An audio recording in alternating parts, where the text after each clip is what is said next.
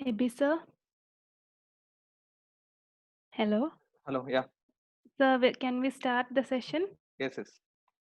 Okay. So, good evening, all. Once again, welcome you all to the second session of the day. So, we will be discussing about ICT and media, and the resource person is Professor Abby Agustin. So, without much introduction, over to you, sir. Thank you, Carmen. Um, Again, just a second.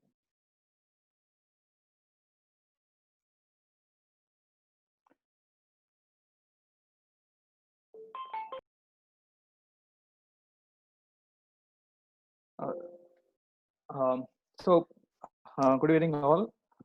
So, this session is about ICT and medium. When you're looking into the syllabus, you find that or even into the question papers of net examination for the past few years, you find this minimum a maximum of 5 to 6 questions, maybe very vaguely. I mean, certain times it is certain times 1 or 2 questions, certain times it is maximum over the years. What I look when I looked into the previous year question papers, what I found was it the maximum number is 4 or 5. That's the maximum, but no, you don't. And the minimal would be 1 or 2 questions. So this is much more. If you are looking into the entire content of this ICT and media, you find that now it basically deals with the definition of what you mean by ICT, what are the characteristics and roles of ICT, and then it looks into the how what are the effects of computer mediated communication and impact of ICT on mass media, and thereafter it goes into digitization, how mass media had been digitized over the period. So these are the basic things that it looks upon, and then goes into something called as a much more contemporary development, social networking. Obviously, it has started in 2004 or 2002 to 4 period, but now very recently it has gained popularity of, and then it looks into the economics and commerce of web enabled media, then mobile adaptations and new generation telephony by media, then ethics and new media, then ICT in education and development in India, online media and e-governance, and finally a few concepts about animation and its techniques. This is what basically the entire entire topic deals about, that is ICT and media. No, again, like in the previous sessions, that is when we were dealing with journalism and communication, introduction to journalism and communication, the same thing, same concept. I mean, the same style of teaching is, or explanation is what you can expect from my side too. So it won't be.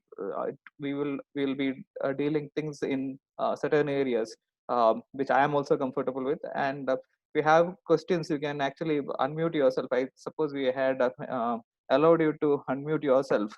So in between, if you have any questions, now you can ask if I can answer. I'm not a great expert in ICT and media, so hence probably for every question I may not have an answer. But no, things are all available, and resources are also available in internet, as well as if you're looking into the libraries, you can get those uh, materials too. So. Um, Going on with the content, you find we'll just look into what is information communication technology. Now, this is much more a concept that means long back itself, right from the 18th, 17th century, 18th century onwards. You had the usage of ICT, or information communication technology, particularly the telegraph, telephony. Then it comes to something called as our radio waves and things. And so obviously media and ICT is obviously related with each other. Now, when we in contemporary times, when we look into ICT, we often refer it to, or we normally associate it with maybe mobile technology or computer technology, or at least we say it's more over related to computer technology. But um, so this has been there there for at least 2 or 3 centuries, 2.5 centuries back too. So now, when you're looking into the definition itself, you find that no, it's an extension term for information technology, information communication technology, or thing. And it stresses the role of unified communication and integration of telecommunication. You can understand what it means. So it's a there the it's the ICT refers to something called as, it's a mixture of what? It's a mixture of integration of telecommunication, that is telephone wires or wireless signals and computers.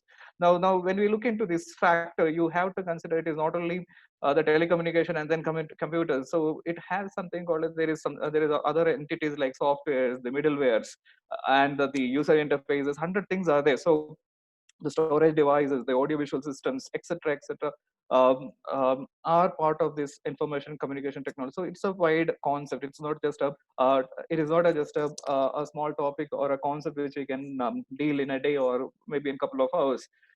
So it's a huge topic. ICT itself is a huge topic. So thereby, normally, as you write your net examination, or if you had ever practiced writing, practice these mock texts, you find that it is not going or it is, these questions are not delving deep into these concepts. Rather, it gives you, it asks you the base. It Most of the questions asks you the basic information about ICT and media. They are not going to give you get into a lot of nuances or technologies of ICT. But now, if you have a basic idea about information communication technology, obviously you can answer those questions, I believe. If we are all living in a technological world. We have devices, we have internet, we have laptops, we have the advanced mobile technologies with us. So obviously we come across these things. And today, if you are looking into the training, again we are doing something called as online training, which is a part of our education system too. Now it has crept into, information communication technology has even crept into um, crept into even the educational field. It was there, but no, earlier it was the Gyan Vani, Gyan Darshan, etc. was part of this information technology, information communication technology. But now you find, along with those Gyan Vani, Gyan Darshan, or so-called MOOCs, etc. We have even these online platforms which are available for teaching not only the students but also they are also, they have been also used in the higher education system. For example, the Byju's app or Udemy's, etc., etc. So you we are all accessing those things. So uh, um, it is basically, it is part of us. It's moreover like what we are using it every day. So if you probably know, we all can answer those things by ourselves certain times. I'll be in the due process now, I'll just solve certain questions to you, so that last time we couldn't solve certain questions, but now this time we'll look into certain set of questions, so that now you will understand the very nature of the questions that are being um, asked in the net examination.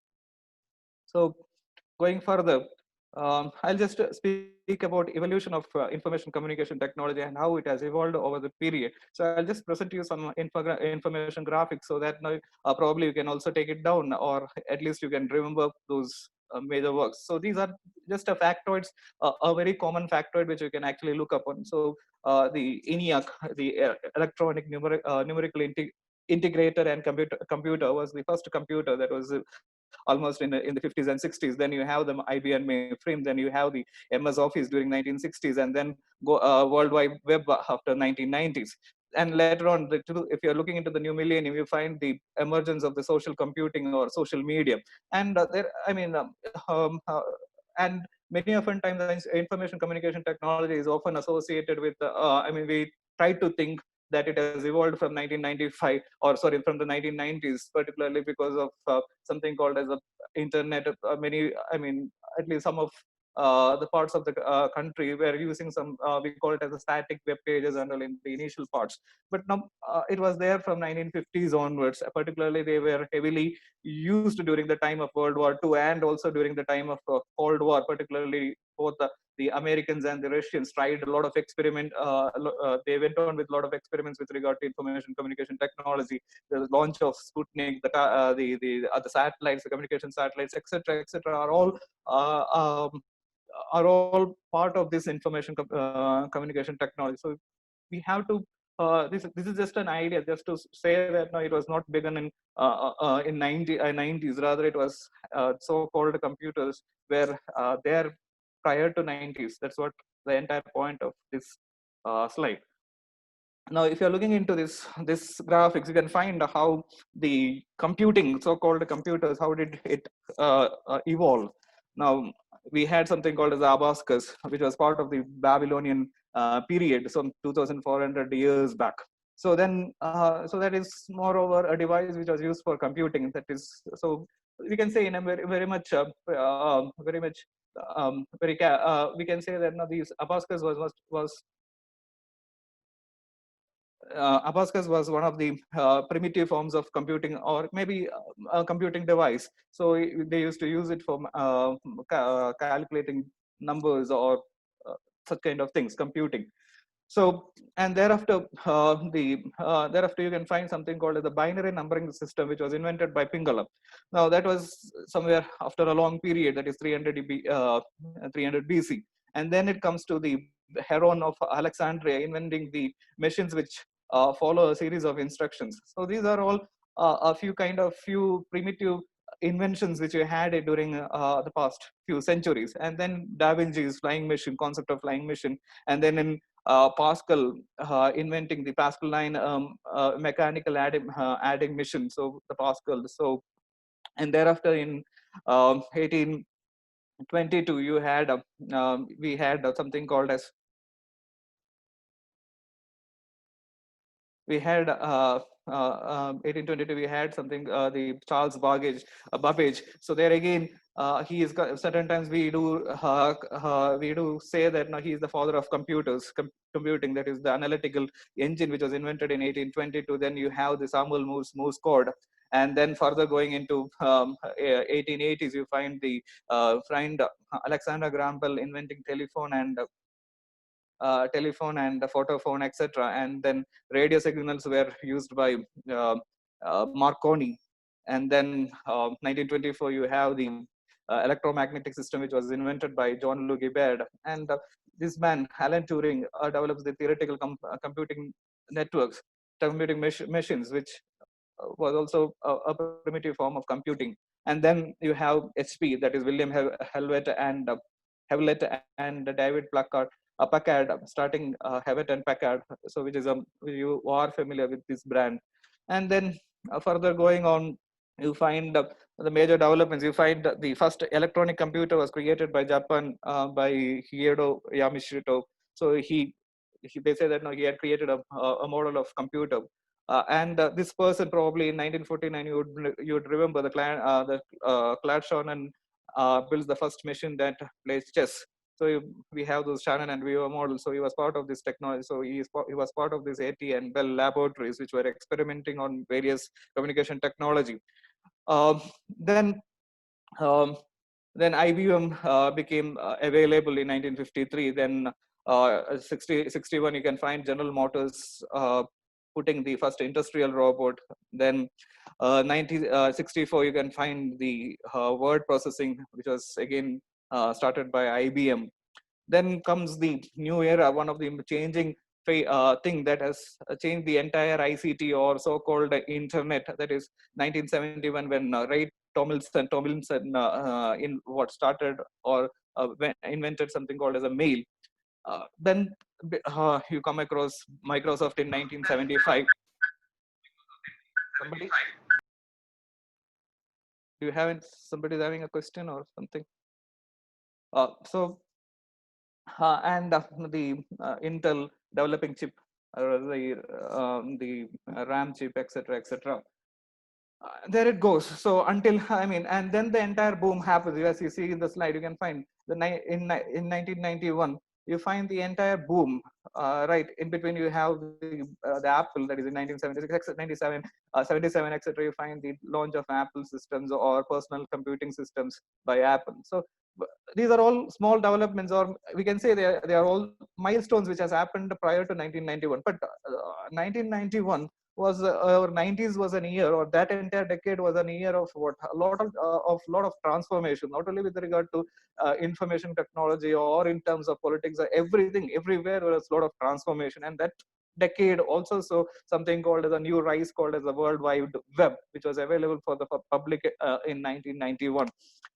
And then it took little, I mean, small years or little years to to set up a lot of things. For example, the this launch of Google by Larry Page, and then you have in 2002 approximately personal computer, I mean 1 billion pieces were sold across the world. And then you have Facebook launching, and I mean 2002 I believe LinkedIn was also launched. So there was something called as a social media boom from 2000 prior to 2000. I mean, so along with 2000, I think it was in 2002 2004 I believe, the social media boom happened. And then Twitter, then you find the computer, how it molded itself into a small tablet by Apple. Then you have those web engines and things. And these are all the same timelines as we have discussed. For example, the 1974, you have those TCP IP protocols, which were started, and then you have something called as the Wikipedia, which replaced the so-called encyclopedia.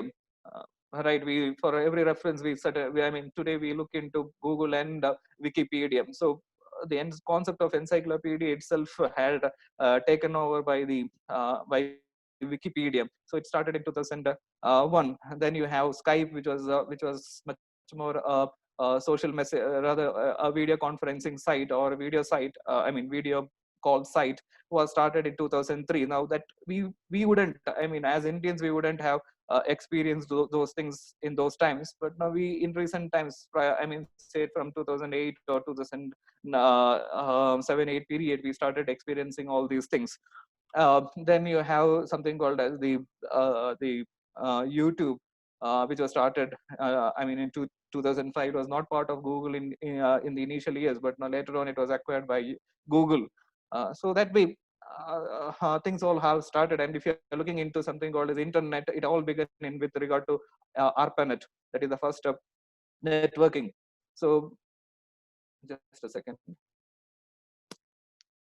Net training. So close.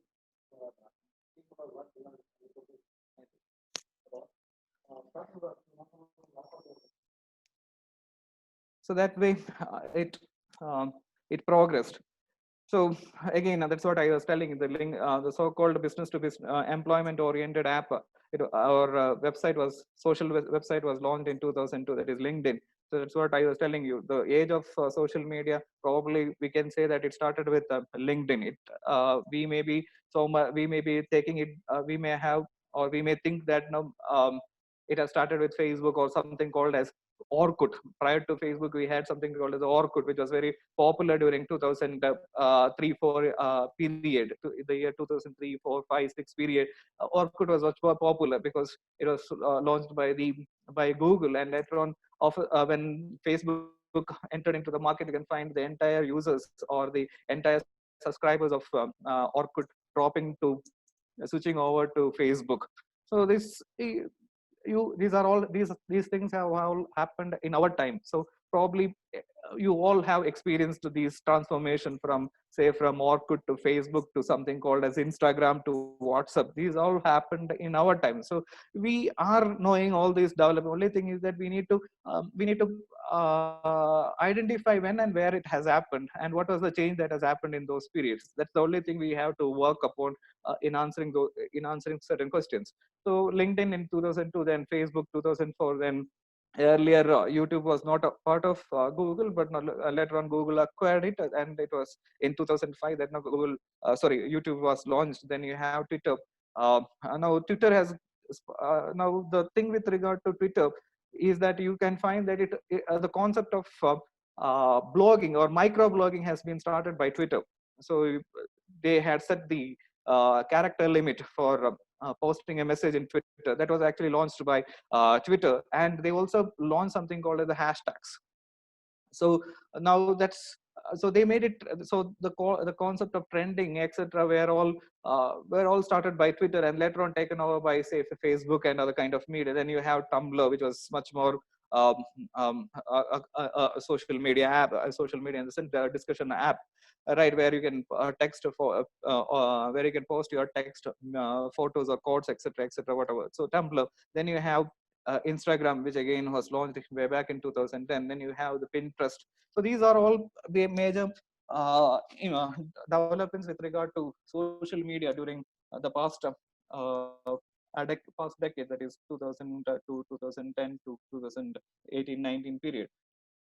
Now, I'll just go a little deep with regard to the media, the history of social media, because that's again an important part, important concept under the ICT. So obviously, certainly you can also have an idea. You will also have an idea about the history of social media. So the first social networking site was the 6 Degrees.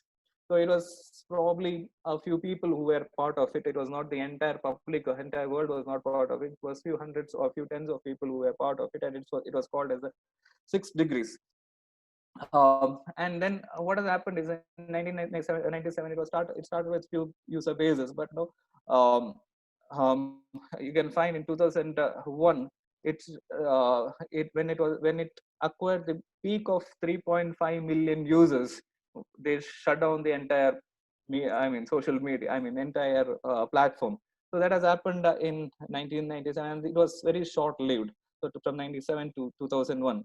And then the primitive form of Facebook, that's called as a Friendster, goes live and reaches more than 3 million users by the end of 2002. Then the same year, you can find the first business focused social networking site, LinkedIn, that was launched in 2002.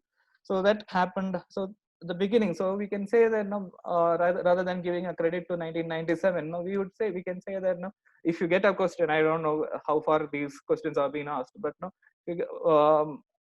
the non-sequence obviously would be, it starts with LinkedIn rather than going back to 6 Degrees or Friendsters.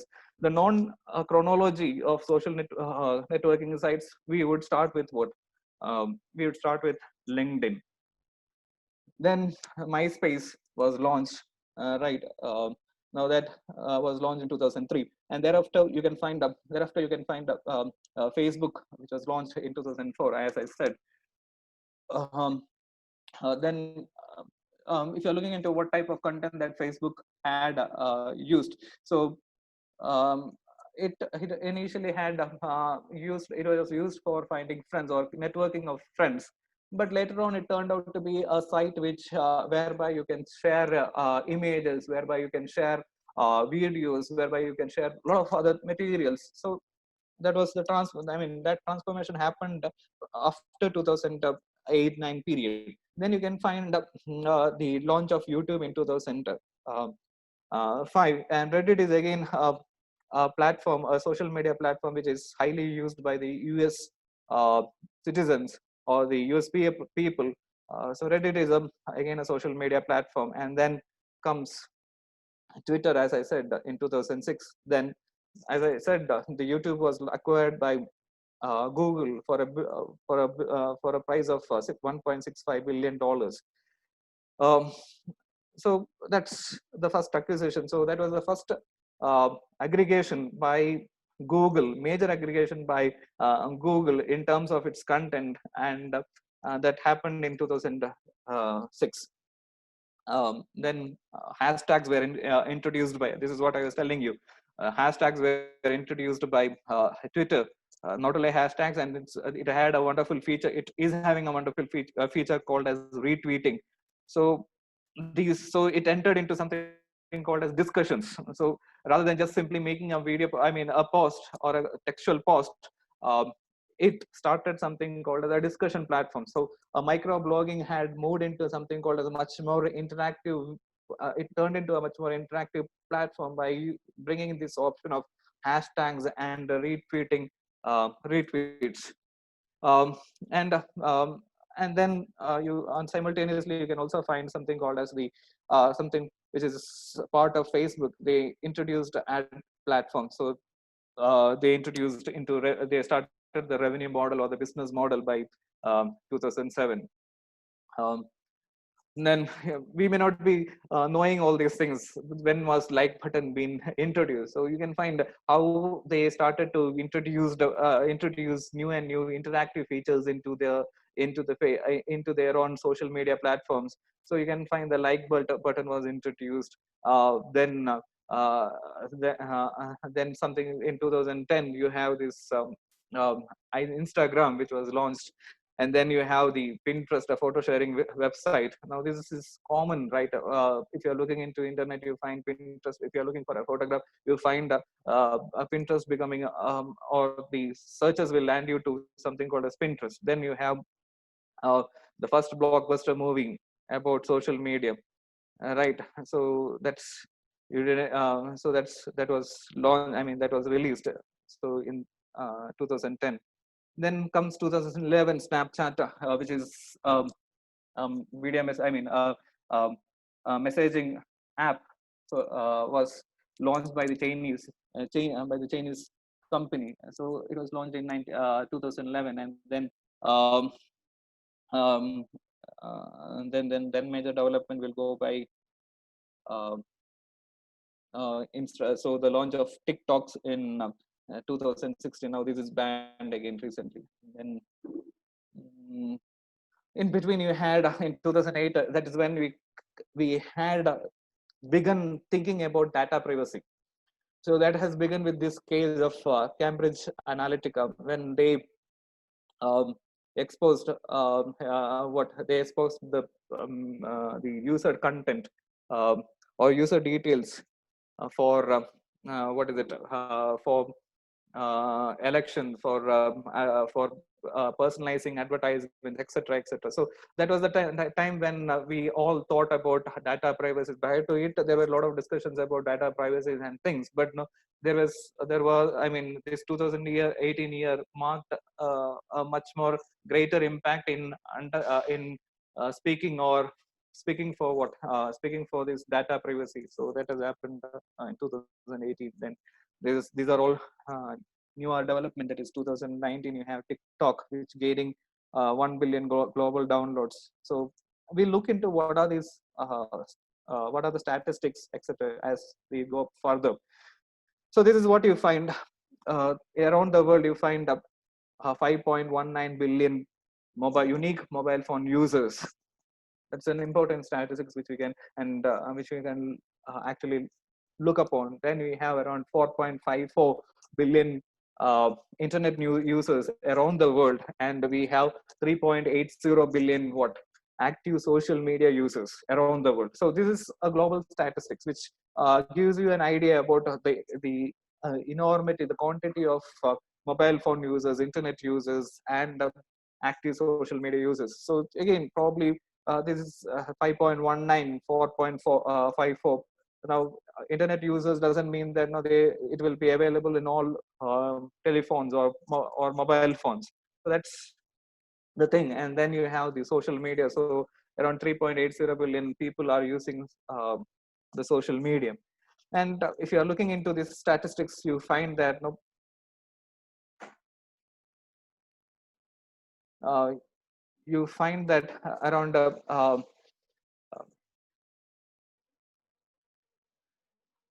around 2,449 million. So all these numbers are in millions. So you can find the entire data has been last updated in 2020, January 2020. So Facebook has the highest number of users around the world. Uh, Social media platform. In terms of social media platforms, Facebook has the highest numbers, followed by YouTube, then WhatsApp, then FB Messenger, which is again part of, these two are part of Facebook. Then you have even Instagram, for that sake. The Chinese applications like social media applications like Weixin and WeChat. Then you have Instagram. Then you have TikTok, Douyin, QQ, Qzone. Probably you may not have heard all these names, and most of these, the ones which you find in the lower part of this image, you find they are all part of the Chinese, barring those Twitters and Reddit and Pinterest. Um, so now they are gaining the momentum. That is, the Chinese are gaining the momentum with regard to the number of users, right? Uh, and then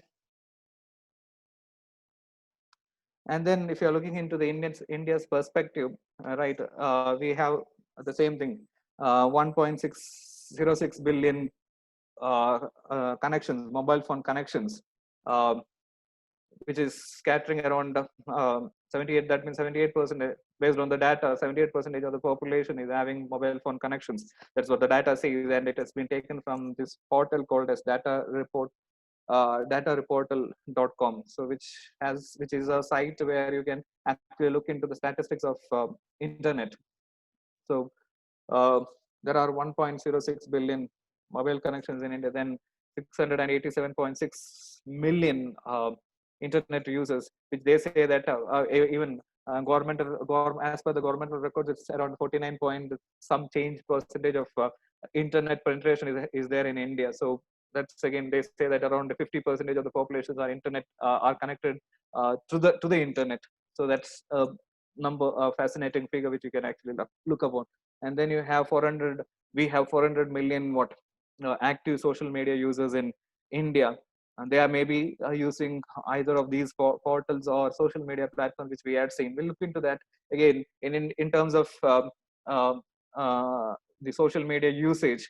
YouTube is the most favorite media use, I mean, a social media platform. We can there is a lot of debate which is happening around academic sphere. What, for example, the classification of social media. Many say that no, those YouTube, WhatsApp, and such kind of platforms are not social media. But no, since all these are connected to the, so I mean, everybody is connected. We can come together. They all they all come under something called as the social media platforms. So YouTube, which has the highest numbers of users in India, Facebook, followed by WhatsApp, Instagram, and this is how it is. You can even find there are certain sites probably which you may not be that much aware of. For example, Twitch or Tumblr or Hike or WeChat. WeChat is probably, we all know it. And then all these things.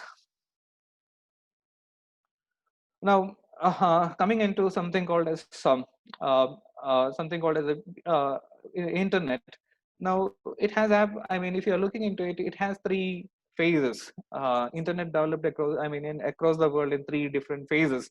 The first phase of development on first generation of internet is called as a Web 1 internet, and the second generation, when it came to say that is the first generation, that is Web 1, will come under say from 95 to say 1990s to say 2000. It was all called as the static web. So that's the Web 1, which means what you don't find a dynamic web page. Rather, you find a very static web page where you don't have any interactive things, not even hyperlinks. You can find maximum you can find the details of a particular institution or an organization more than, I mean, that's the maximum. So there was no amount of interactivity with regard to Web 1.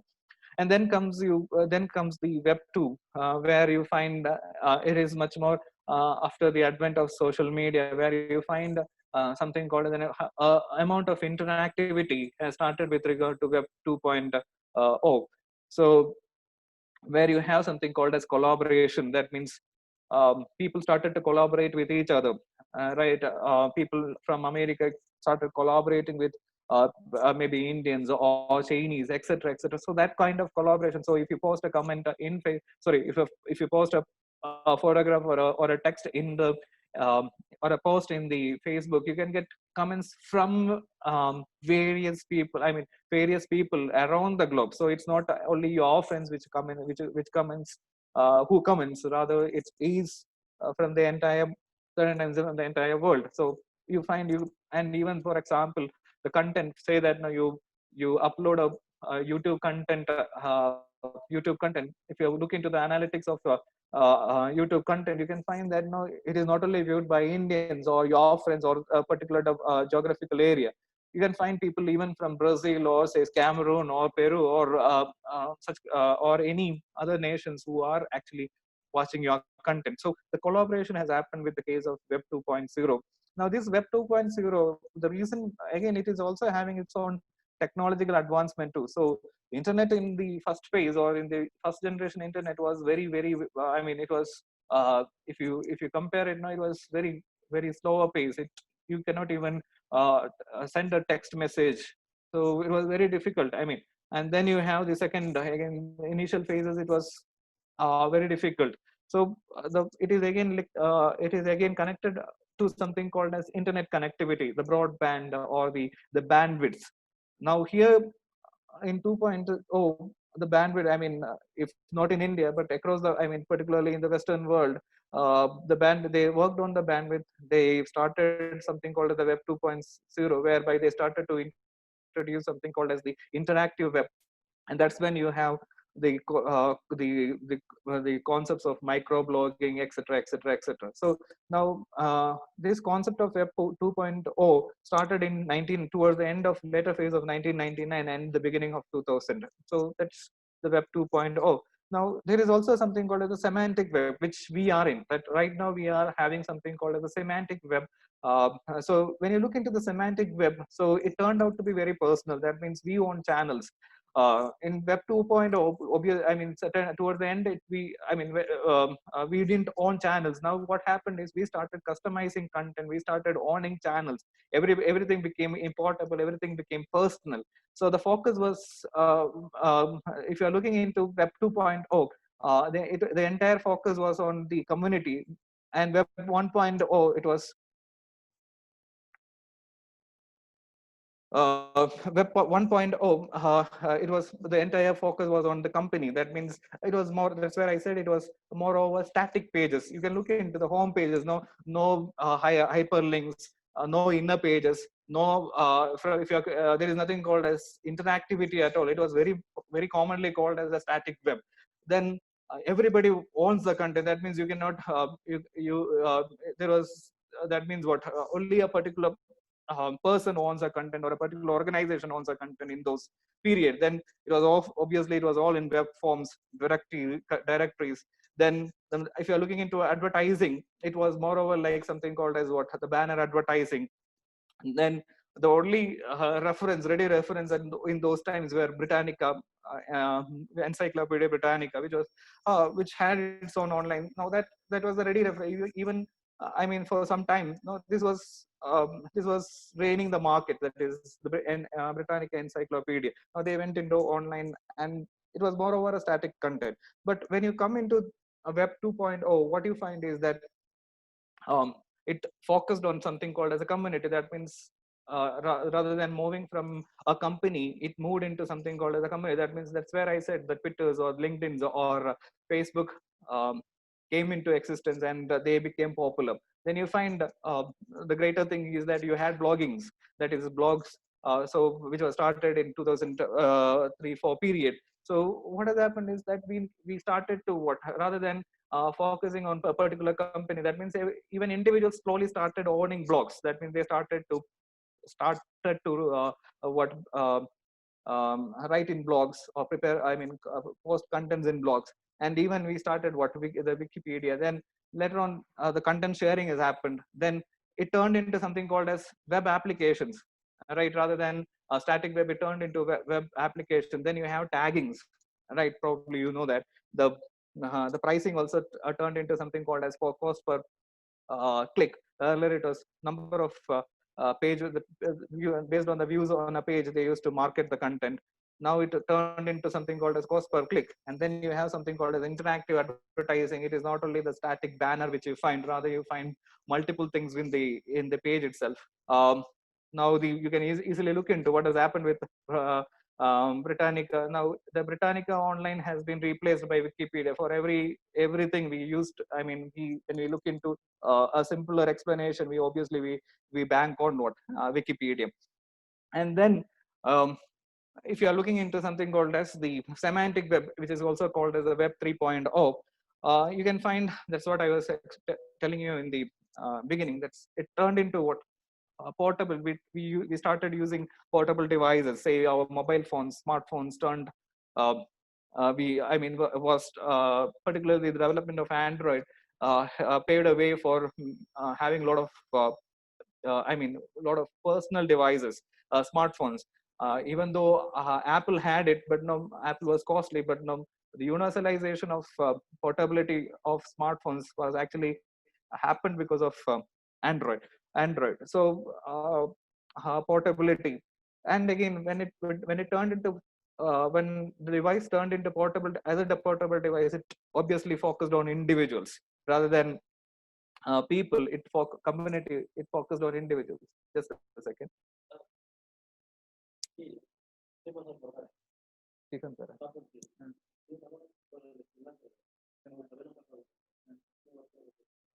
ಅವ್ರು ಯಾವಾಗ ಬರ್ತಾರೆ?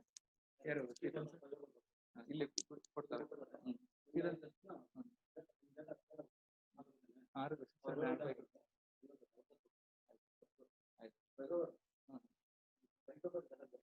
ಇಲ್ಲ ಇಲ್ಲ ಏನಿಲ್ಲ.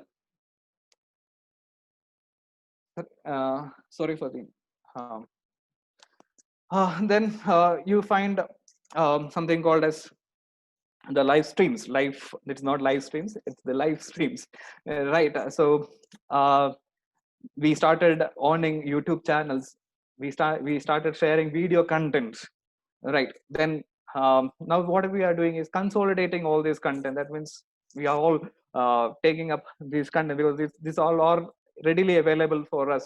So we are people started consolidating. For example, organizations started consolidating content. Say that's what I was telling you with the case of communication theory when I was explaining it. So called convergence has actually led into something called as media convergence has actually led into something called as monopolization of content too. So that is one of the drawbacks. It's also a drawback as well as it is having a positive side too, consolidation of content. Then you have smart applications. You know what are those smart applications? Internet of Things is a concept under smart application. That means, for example, nothing but I mean, you can control your devices, electronic devices at your in your dining room or living room or in your kitchen simply by being in the office. Right. So such kind of, so for example, Alexa or such kind of devices are actually paving way for what something called as smart applications. So Internet of Things. Then um, uh, user behavior is actually looked upon. Then it is not based on the page views or cost per click that they charge. Rather, it is based on the user engagement. How much, how often, how based on those likes, based on the comments, based on the shares, based on the number of repeatings, based on the number of time, I mean, hours you spend on a particular page. It's all based on user engagement that they price, and it's all behavioral advertising. That's what you find with the case of our own smartphones. So that it has been. I mean, there are a lot of advertisements which are customized only for us, right? You and I get a specialized advertisement. It's not the advertisement which are being shown or upload. I mean, which are being seen by me is not the same that you get in your smartphones. So it has turned into something called as a personal behavioral advertisement, and the entire concept is called as a semantic web. A semantic web in the sense everybody is the owner of content, right? It's not one person or a group of people. It's everybody. You and I produce content and we make money. Now that's where the interesting thing is. We make money out of this content, and the language is from HTML to XML to RDF. It is all evolving. Right. Today, if you're asking people to, I mean, do a web or design a web or create an application, mobile application, it is much more simpler than those periods of HTML or Java or such kind of thing.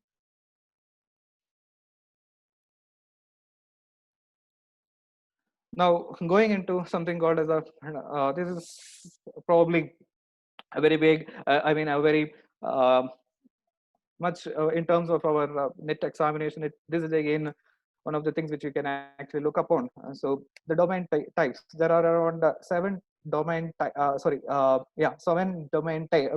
across the world, and this .mil, which is which is listed in the towards last, is so exclusively used by the US military forces. So other than that, these are the normal domain types, that is .com for commercial purposes, .org for organization, .gov for government, .net for networking, .edu for education, .int, which is limited for organizations or offices or programs which are endorsed by a treaty between two or more nations. So these are the common domain types which you find in internet. Rest of the things, rest of the domain types are, again, they are not secure domain types, because there you find plenty of other kind of domain types which are not secure domain types. That's when you find those notifications by Google or the search engines giving you saying that you are unsafe. So, and in those sites, rather than these, what happens is there is every possibility for those sites to contain malware or ransomware or viruses, so-called viruses. So that's the these are the domain types, and then this is what normally the entire social media we can classify it into, say, 4 or 5 types. So this is purely in terms of what I have understood, but no, probably people have a lot of reservations against these classifications. But no, just to make you understand what are so-called social networking sites. Social media is a umbrella term, and what are these social networking site, media sharing, so you have the social networking sites like, say, Facebook, Twitter, LinkedIn, WhatsApp, etc. are social networking sites. Then you have media sharing networks, which are moreover, they emphasize on media sharing rather than uh, textual content. They focus on something called as a media sharing. Now, the first one, social networking site, the emphasis is obviously, the primary emphasis is always through the to the textual messaging, that is the text. Here in the second category, the emphasis is on media sharing. That is, it can be images, it can be graphics, it can be um, audio clippings, it can be video clippings. So that's what you find in the case of Instagram, YouTube, TikTok, Pinterest. So Pinterest is purely a image sharing site. That means you can, if you create an account, you can post images so under your name. So that's Pinterest. Then you have something called as the social blogging networks. Now, um, earlier this space, that is blogging space, was actually controlled, or it was dominated by Google Blogger. Today it is much more, there are much more higher, or WordPress today, it is much, there are much more highly I mean user friendly sites like, say, Tumblr, Medium, or Discuss, or even for that sake, even Adobe Spark is, I mean, Adobe has come up with something called as a beautiful social blogging site called as Spark. So these are all part of social blogging networks. And then you have something called as discussion networks, where you discuss rather than share. I mean, obviously sharing is happening. Along with that, no, there is huge amount of discussions, and particularly questions and answers. It's not just simply very plain discussions. It is a matter where you find questions and answers, questions posted by individuals, answers given by multiple individuals. Certain times it may be 10 or 15 individuals give you a response. So you can actually get a much more greater view about a problem or about a particular question.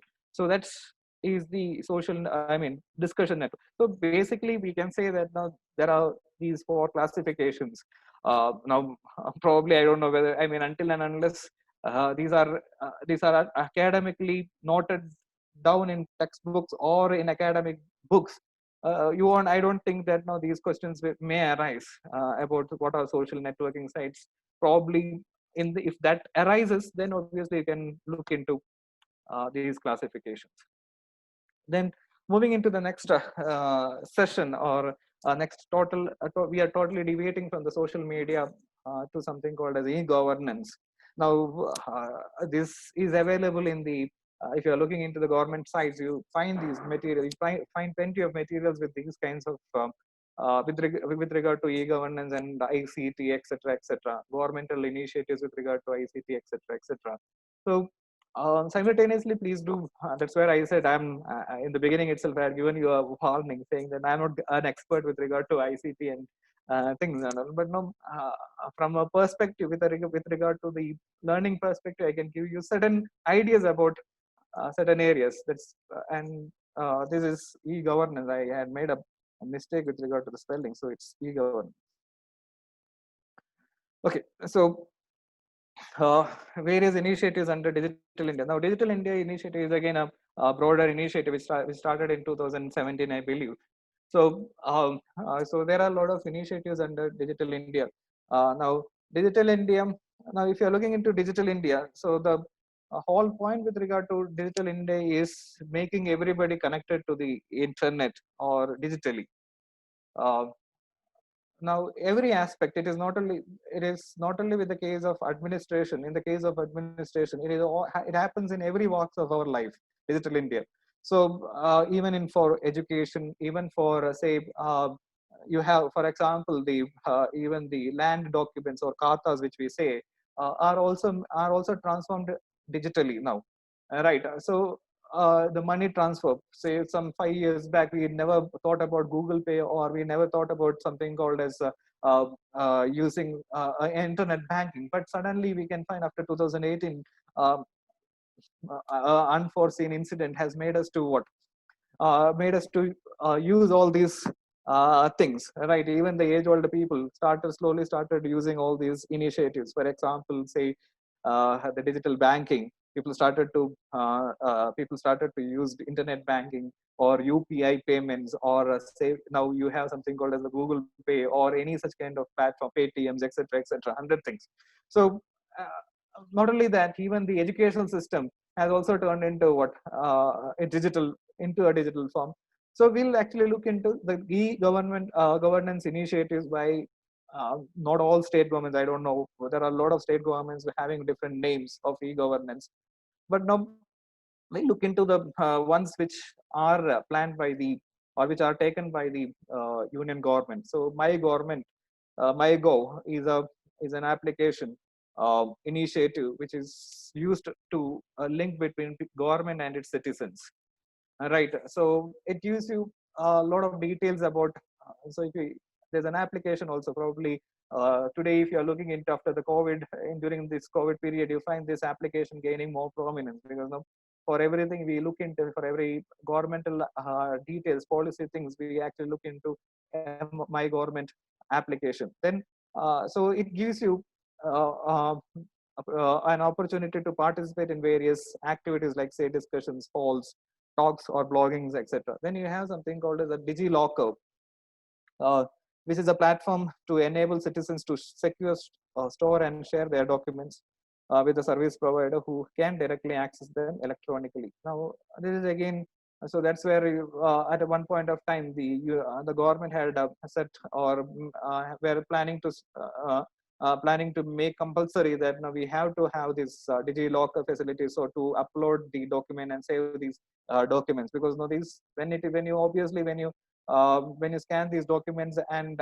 upload it, it turns out to be a digital document rather than having everything in papers. So this is one of the initiatives that have been which was taken by uh, Digital India platform. Then you have something called as e-hospital online registration framework, whereby the it is again a platform whereby the patients can register or take appointments with the government hospitals, not the private hospital, with the government hospitals. So that's um, um, an application, a digital application which is launched by Union government. It's called as the ORF, or e-hospital online registration framework.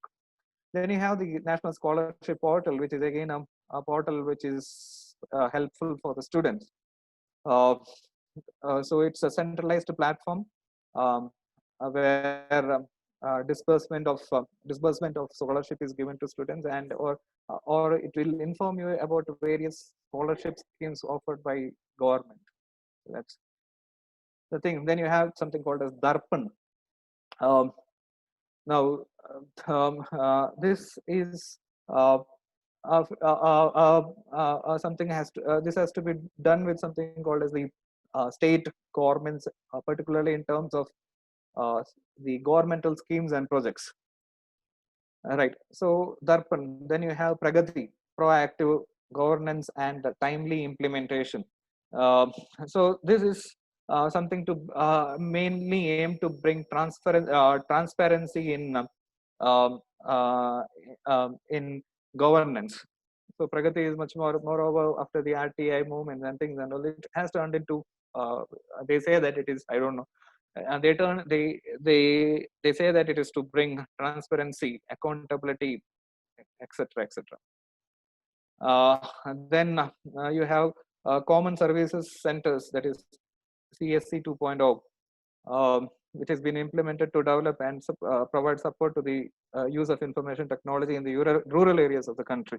So they started what kiosks, broadband connectivity, not only for the government but also for the private as well as social services. So they brought in this. So these are all the e-governance initiatives. Then you have Mobile Seva, then you have Jeevan Praman, then you have a very interesting digital center called as National Center of Geoinformatics. So geographical information systems are used, and location-based analytics is being provided.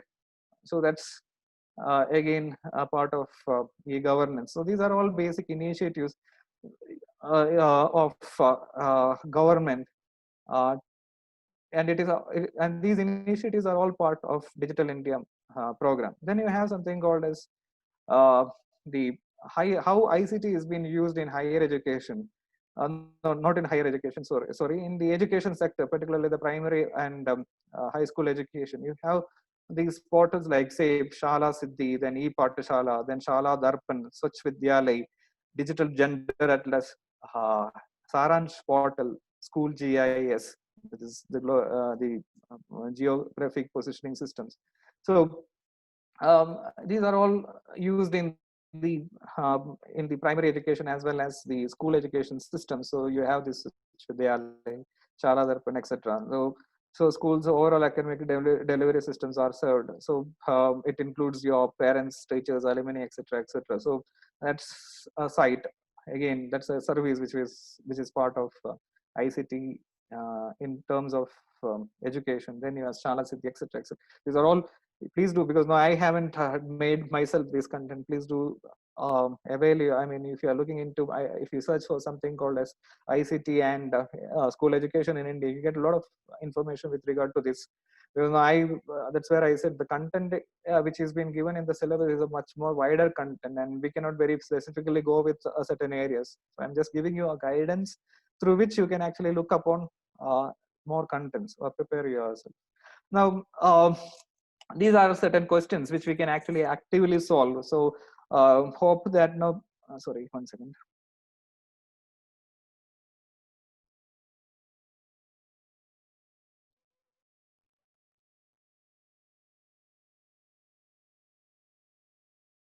I think you're all, we can unmute you, all participants unmuted. And please don't, um, please don't post answers in the chat box. If you can, if you can unmute yourself and answer this, it would be great. Rather, so it turns out to be an interactive, because I cannot look into the chat box and then refer back and see whether it is right or wrong. So probably, if you can unmute yourself, if you are all there, you can unmute yourself and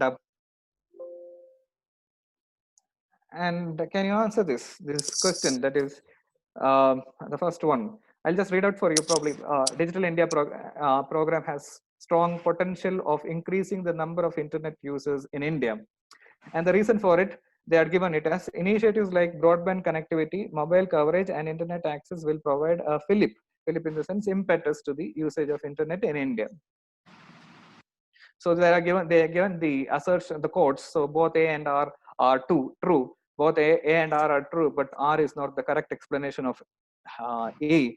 A is true, but R is false. A is false, but R is true. Somebody wants to give a try here. I think the given assertion is true. Which one? Digital India will increase the number of internet users. So you can you just say the code, which is it 1, 2, or 3, or 4? No, I can't see the options. You can't here. see the options. So Okay. I think A is true and R is not the correct explanation. One second. I'll just share this content.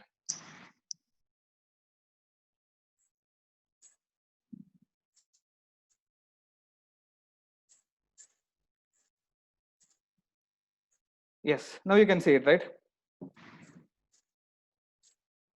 Yeah, so you go by 1, 2, 3, 4. Which one? 2. Yes, I think 2 is the correct answer. Anybody with a difference of opinion?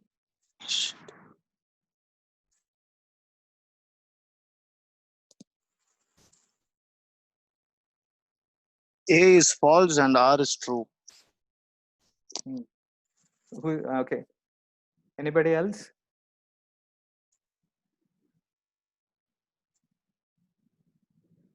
The person who had given first, I think it was Praveen, right? Yes, that's me.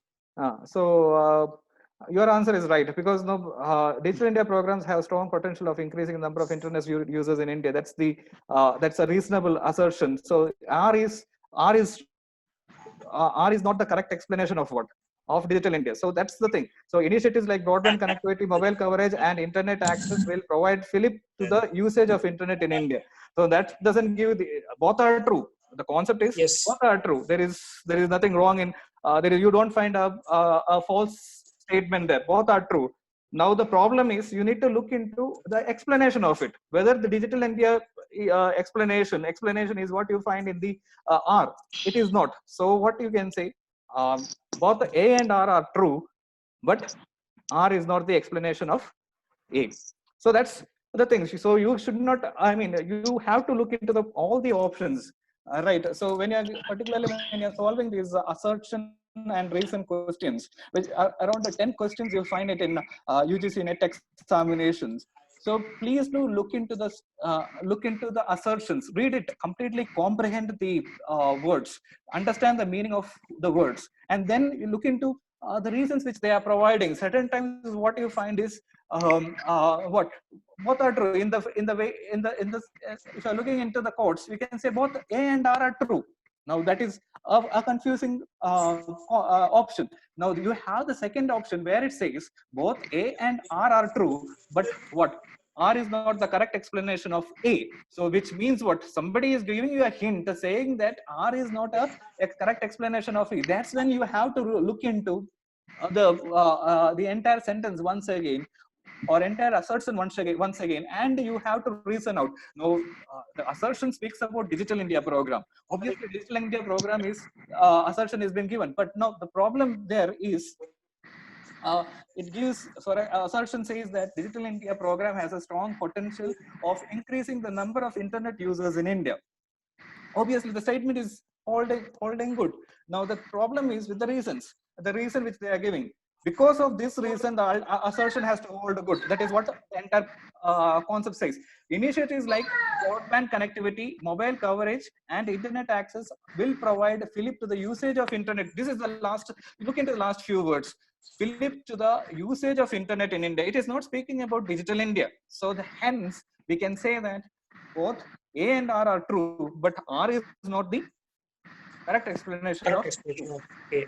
I suppose all of you have understood the reasoning part of it. So Yes. when you are looking into it, kindly please do this 10 assertion and reasoning questions. You have around 10 questions. I probably, if you have solved previous year question papers, you might have found that around, at least there are around 10 questions. So 10 questions, these are very simple questions too. These are not very what is called difficult questions. If you could apply your mind, if you can apply your mind in comprehending these words properly, you can get 10 out of 10. That is that's the simple, one of the easiest ways that you can score through to the second paper, or score in the second paper. Now go into the second. Can you see the slide? Yes. As the following. So you have on the one side you have the list of media, and other side you have a list of mode. So interpersonal media, then you have the second concept is the interactive play media, then you have information search media, then you have participatory media. Now you can solve by yourself, take your time, and you give me an answer. Anybody, it can be anybody. It doesn't mean that a particular person have to give an answer. Option 3. Option 3. What does it say? That is interpersonal media is email. Interactive play media is computer gaming. Information search media is net search engines. Participatory media is net chat rooms. You're right there. So this is how. So it gives you the hint. Now it doesn't make sense. For example, interpersonal media, probably you may be confused with something called as the right option, net chat rooms. Am I right? So there, I mean, if you haven't made a proper reading, obviously you may think about this, right? Interpersonal media is equal to what? Net chat rooms. Then interactive media, again, this is again a thing which we can actually look into. Interactive play media, obviously, you know, since we are all using computer gaming, obviously you can relate it to three. And then information search media, obviously net search engines. Participatory media, now that's where the confusion lies. Participatory media and what? And the interpersonal media. So if you can solve these two, B and C, obviously you can solve the A and D part too, if you are confused there. So as you said, the right option is interpersonal media is your email, interactive media is the play media is the computer gaming, information search media is your net search engines, and participatory media is your net chat rooms. Okay. Now this is something probably it turns out to be very simple for you now. Option 1 actually. So it's LinkedIn, Facebook, YouTube, and Twitter, right?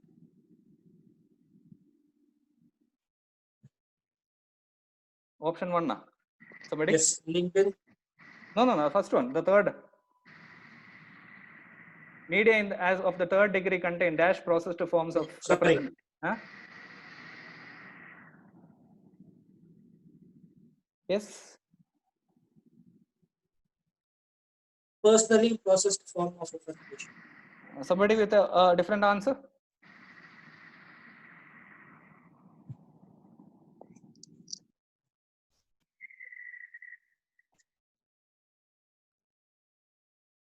Somebody with a different answer, anybody?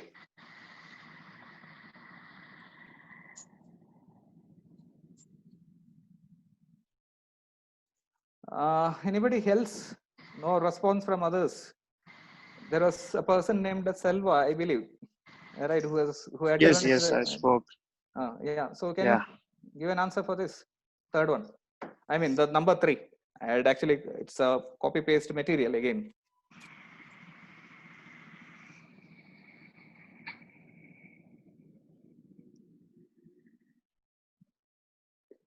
Can you give a try, Selva? Yeah.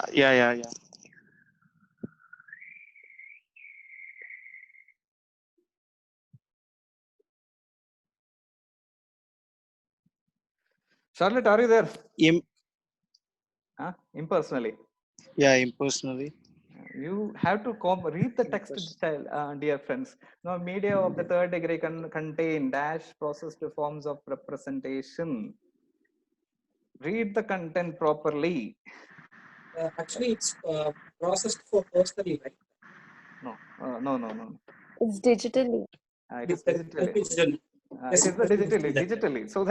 So these are all what I mean. That's where I said the third degree degree contain dash process of representation. It is a digital processed representation, forms of representation. What I put is I thought it was personally designed for everyone. So I thought but digitally it is the correct answer. Digitally is the correct answer. And 40th, obviously, I had given you the explanation of this, right? The 40th.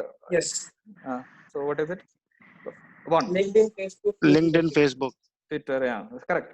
So that's where I mean, this is how the questions are being actually asked for the past few years, because I had compiled the questions from the previous year question papers. So this is how if you are looking into the entire question papers, you find hardly 3 or 4 questions, and most often times if you apply your mind, you can easily answer those questions. There is no complexity in it. So if you have some knowledge about ICT, development of social media, internet, etc., if you have some basic idea about it, I suppose you can all answer that. So it turns out to be an easy thing for you. And let me see where else I'll give you some other questions to you. Okay. Write the chronological sequence of evolution of internet.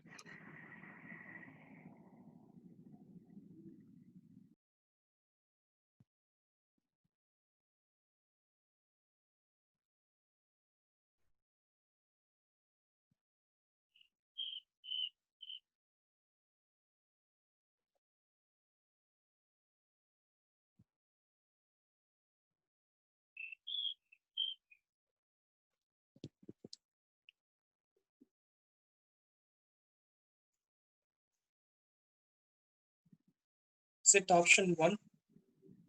Yes, it is option 1. That means it started in 1967, ARPANET, Yes. and then you have 1970s. You have the TCP/IP. Then you have MILNET and NSF/NET. So that's the. So if you get a hint about ARPANET, obviously you can understand that the internet began with ARPANET, and rest of the concepts are all. Then obviously certain times you may be confused with the fourth option when you see TCP/IP. TCP/IP evolved in 1970. So don't look into that part. It is only the ARPANET. So the option 1 holds good there. Then the second question under that groups access to digital technology and somebody.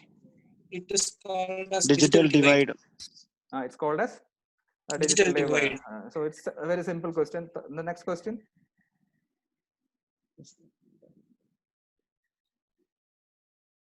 Solid state drive. SSD. Which one? SSD, solid state drive. Look into which of the following computer components is fastest in terms of speed of access? RAM. Random access memory. So that would turn out to be the it has the speed. So it determines the speed. If you have RAM, obviously it determines the speed, right?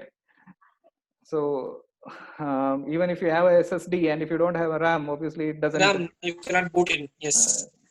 So that's how the thing. And I don't know whether this is known to you. Which of the following file formats was developed by Adobe as an open source standard RAW format? DNG, right? DNG. Which one? DNG or PNG? DNG. DNG. So that is the right answer. So JPEG, TIFF, and PNG are all what? Are all compressed format, and DNG is the RAW format. And the next one, internet. Yes. What is internet SATI?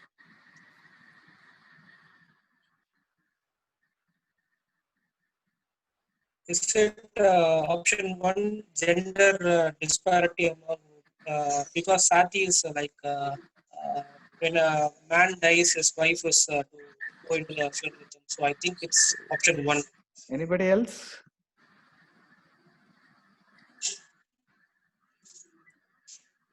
Anybody else with a different viewpoint?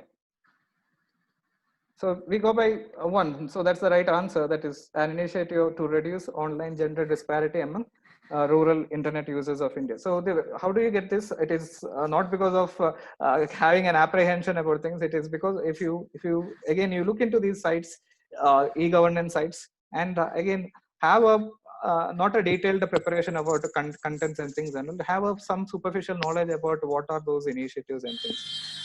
So if you have any questions to be asked, you can ask these. You can ask questions. Even it can be about the previous session too. So I'm just ending up the concepts because again animation and things. I'll just give you one question. Probably it may be their animation. Let me see whether there is a question with regard to animation.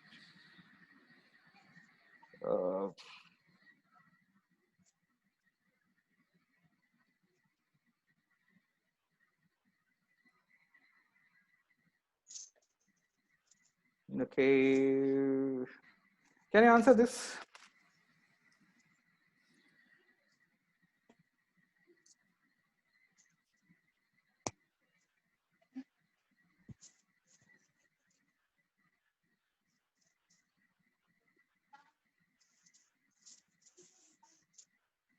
Is it option 3? I mean, you can look into it. Just don't be in a hurry and answer. Just look into it and tell me. No, I think .com refers to the internet network. .net is. The explanations are wrong, child. Okay. Option 2. Option 2. Just I mean, look into it. .com is what, a commercial site. .net Yes. is referred to network. Then you can solve the others. I missed it. Yes, I missed it. So D is organization established by internal treaties. .int. I had said this. I had given you the explanation for this. You remember the domain types. Right. Probably. Let me see whether there is a question on.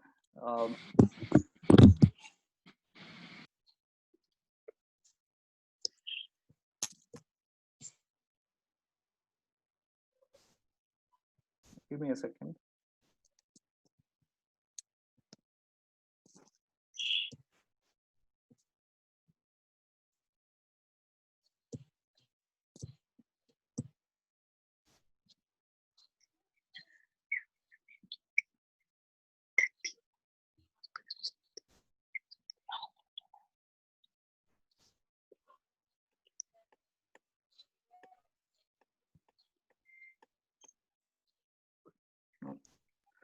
On middle on this thing, it is not there on what is it, animation. So again, animation process, probably, I mean, have a look into the process of animation. Probably people can ask, I mean, there can be questions on animation. So you need to understand the animation process. Say, for example, what do you mean by the entire process? Can you just mute yourself for a while? I'll just give you some idea about hint.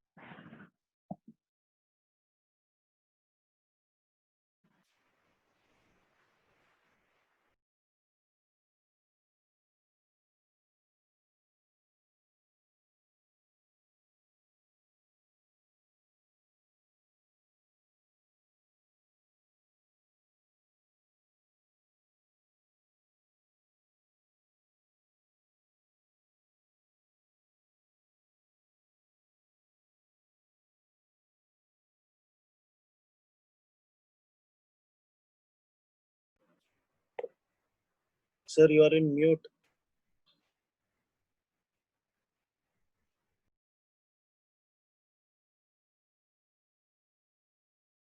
Oh, I'm sorry. You can hear me, right? Yes, yes. Now,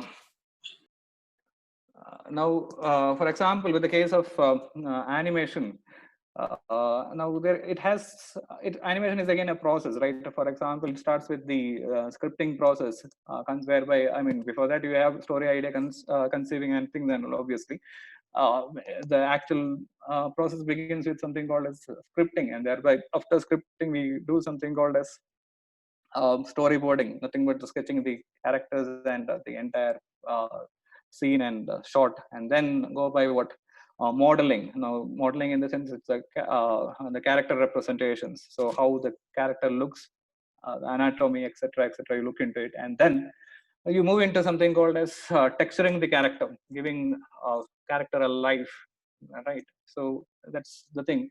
And then you have rigging, whereby you animate, you try to bring in things into it, and later on you um, um, you animate. So please do look into that part to animation. So I'll give you a reference for that.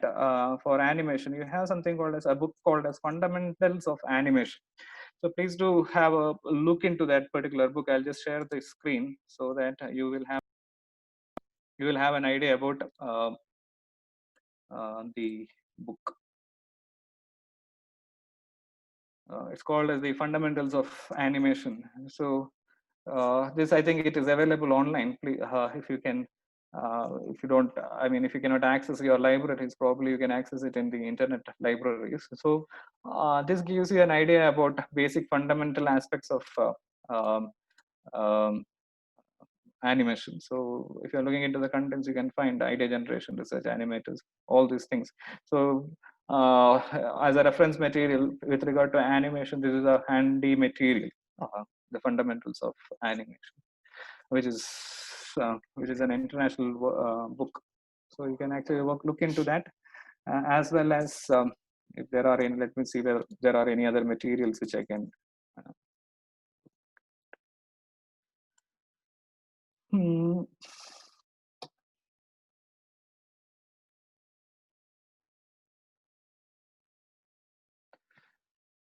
So that's the material. Rest of the things are all internet material. So please do have a serious look into those things. And if you have any questions, please do post. Do you have any questions? Because I know that no, I haven't dealt very detailed with regard to ICT, because no, the reason is I'm not an expert with ICT and media. First thing. Second thing is that when I looked into the previous year's question papers, I found it to be a simple thing that everybody can answer. If you have some knowledge about the current happening with regard to technology, obviously you can answer those things. So that's the reason why I just ending up the entire session. If you have questions, please do ask on not only on this topic but also on the previous day's topic, because no, that was a huge topic. It was not a thing which I should have explained in 2 hours. It should be something maybe which I mean, if you're looking into mass communication theory, there are thousands of theories there. Again, if you're looking into the concept of journalism, I had just given you an idea about only the timeline about how it has developed and things like that. So, do you have any questions?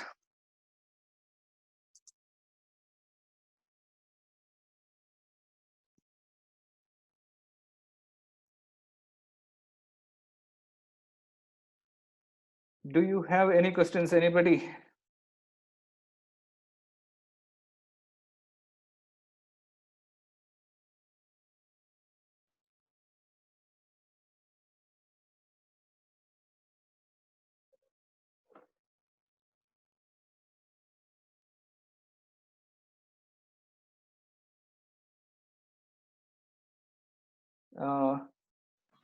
If then, shall we wind up?